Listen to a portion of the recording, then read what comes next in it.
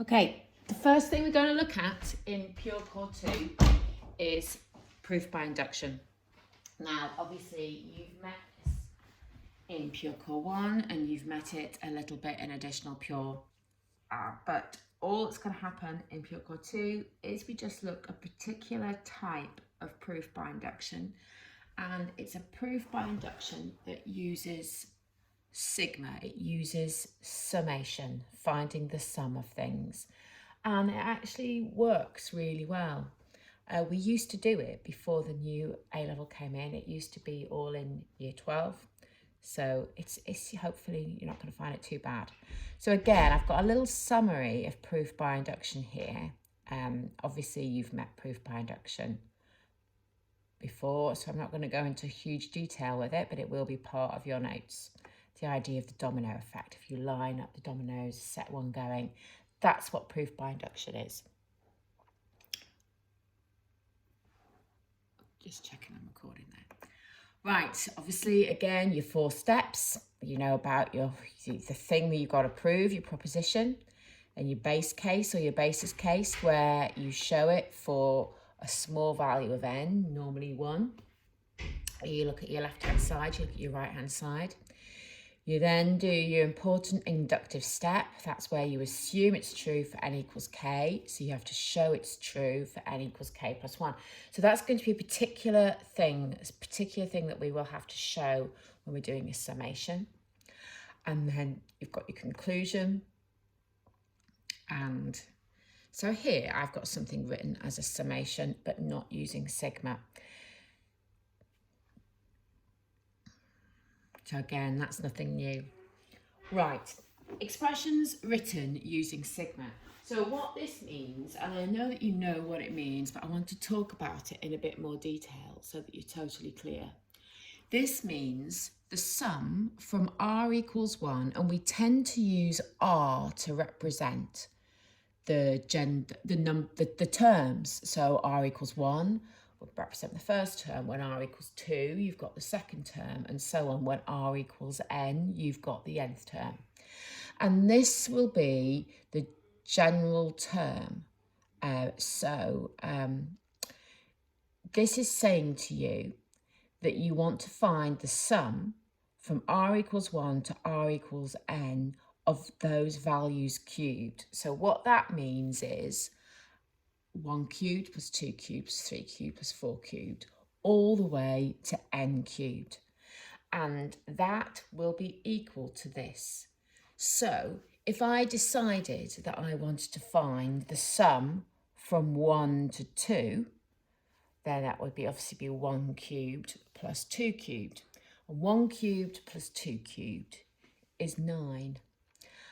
And that means if n is 2, if I put n equals 2 into here, I should also get 9. So if I put 2 into here, obviously I'll get 4 times a quarter, which is 1.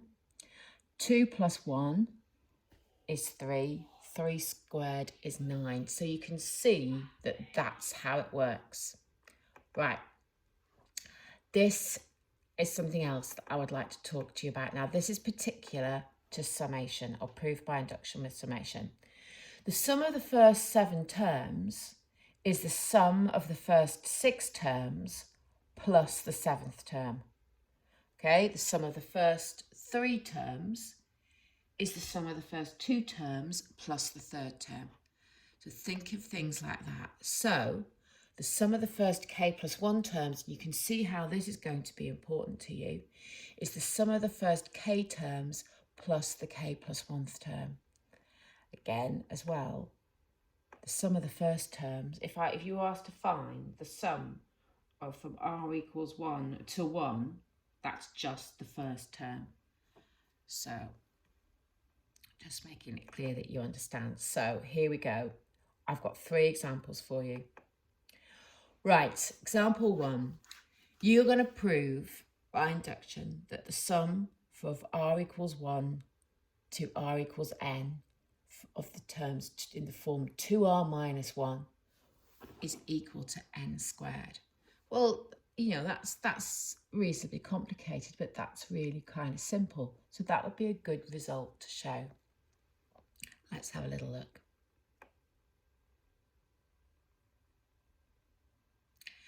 When n is 1, okay, you substitute those into the left-hand side. So when n is 1, that's your first term, isn't it? So you're going to get 2 1s, take away 1, which is 1. When n is 2, sorry, I'm now going to look at the right-hand side. And if I look at the right-hand side, when n is 1, that's just going to be 1 squared. So you can see that your left-hand side and your right-hand side are the same for when n equals 1. So your base case holds. Let's now have a look at the inductive step. So we are going to assume that the sum of the first k terms is equal to k squared. So we're just making that assumption like we always do in proof by induction. What we're now going to have to show is that the sum of the first k plus 1 terms is equal to k plus 1 all squared. And then we'll be able to say that the result is true by proof by induction. So we know to do this, to get this result, we're going to need the sum of the first k terms, plus the k plus 1th term. So to find what we want, we get the sum of the first k terms plus the k plus 1th term. Now the k plus 1th term is found by substituting r equals k plus 1 into this general term. Remember, whatever you put in for r will give you that particular term number. The 7th term will be 2 times 7 take away 1. So the k plus 1th term is 2 times k plus 1 take away 1. So all you'll now do is simplify this using algebra. You know what this is. You assumed a little bit earlier that that's k squared. So you'll just replace your next term with k. So this gets replaced with k squared. And I've still got this here. I now multiply out that bracket. So I get k squared plus 2k plus 2 take away 1, which simplifies to this, You have shown it. So you've then got your conclusive step.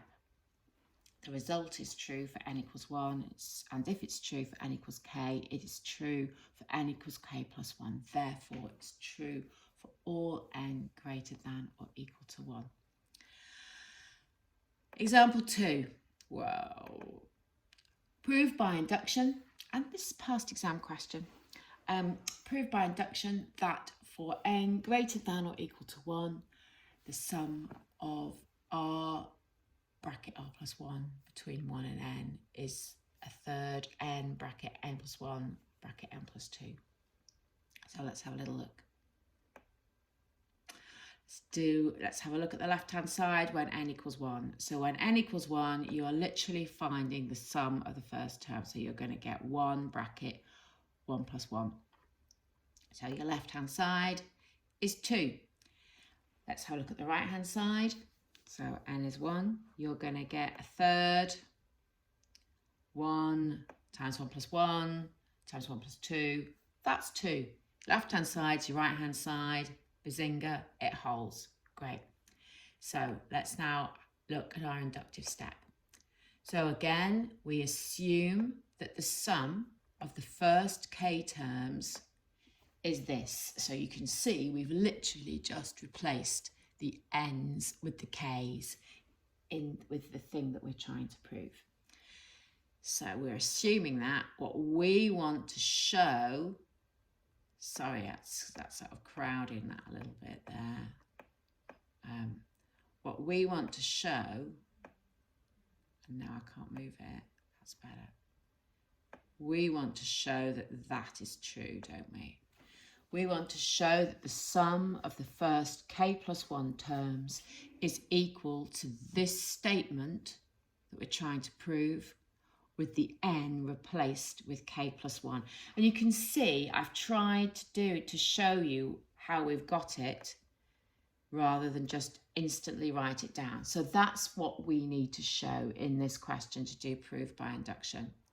So let's have a little look. You know, again, that the sum of the first k plus 1 terms is the sum of the first k terms plus the k plus 1th term. So writing it out, that's it written in words and that's it written in symbols. You've already assumed something for this earlier on. So if we just rewrite, so this is what you assumed the sum of the first k terms was, and this is your k plus 1th term. Remember, you get a particular term by replacing r with it. So your 7th term is 7 times 8. Your k plus 1th term is k plus 1 times k plus 1 plus 1, which is where that comes from. So simplify that. And what I'm going to do, because I know what I want it to look like, is I'm going to take out a factor of a third. So just to make it a little bit easier, and we're going to be doing quite a lot more of this in this topic, is I've written this 1 as 3 over 3, so you can visualise it a bit better. So I spot that I've got common factor of a third, k plus 1, k plus 2. So I take out a third, k plus 1, k plus 2. It leaves me k here and 3 here. So I have ended up with what I was wanting to show. And then, so I have proved it. And you can see, again, I've got my conclusive step. Now, my third example, because I thought it was good to see 3 examples, is actually taken from the textbook. So they only had put 1 example like this in the textbook. So again, they're asking you to prove this for all positive integers, which is obviously another way of saying n greater than or equal to 1. So hopefully you should be feeling quite confident now.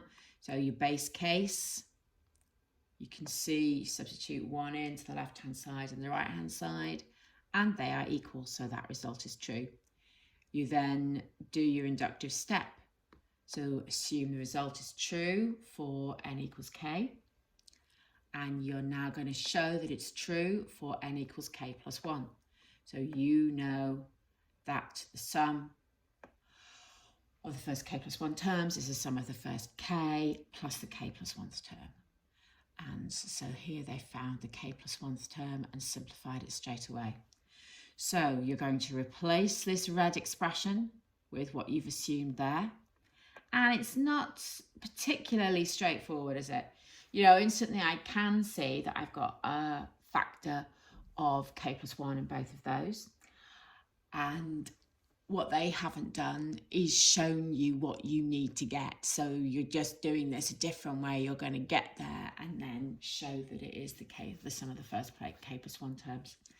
You might want to rewrite this, because it's 1, as 6 over 6, making it easier to spot when you take out a factor of a 6th. So I think you're now going to take out a factor of a 6th k plus 1. Oh no, they haven't done that yet.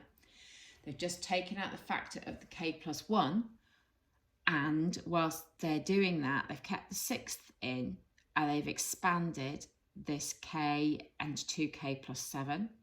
And here they've taken out k plus 1, but also they've written the 1 as 6 over 6, and then multiplied this k plus 3 by 6 to get that there. They've then combined everything over 6, and then, if I can just reveal that, they factorized it. Okay, they factorized it, and then at the end, they've then shown you why this is the thing that you wanted to prove with n replaced with k plus 1. So the result holds. Just move that down a little bit. Again, your conclusive step. Right, here are your questions. So you've got 3 to do, and they're pretty much the same idea. So follow those steps. They all say proof by induction. So if you want to look at the worked solutions, these questions are taken from exercise 1B, and you can use the worked solutions in your digital textbook. See you tomorrow.